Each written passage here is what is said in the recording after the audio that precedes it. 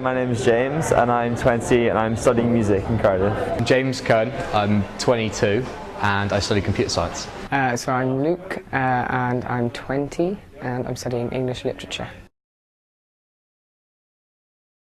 And the first one I bought was a Pentax Super ME, and I bought it because it was just quite simple. All it had was the aperture, the shutter, and it was just very simple. There was no fanciness about it. The first camera I bought was a Canon AE-1P, which I still have and I still love using. I bought it for a photography A-level to shoot black and white film, and it's amazing. I love using it. The first one that I bought was a Canon, I can't quite remember the name. I bought it because it was just a very, very cheap one on eBay, and it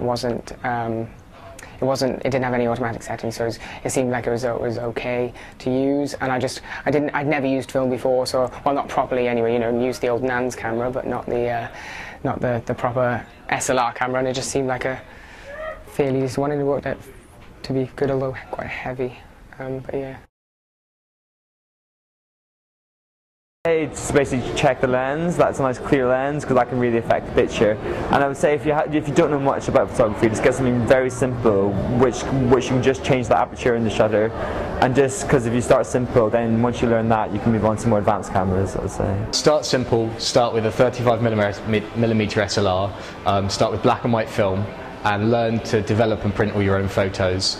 And in turn, you'll learn loads about photography, and you'll enjoy it. It's a lot of fun.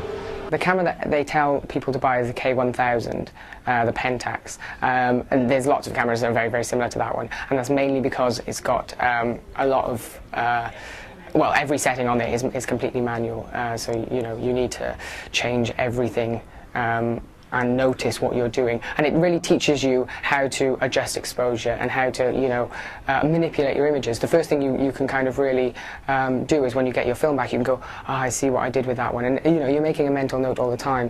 You know, if you make every shot very different, you can make a mental note of, oh, this one I tried to slow down the shutter speed to maybe get some kind of blurring, but then because I slowed it down, there was too much light let in, so I should have, you know, perhaps made the f-stop higher so as you let less light in.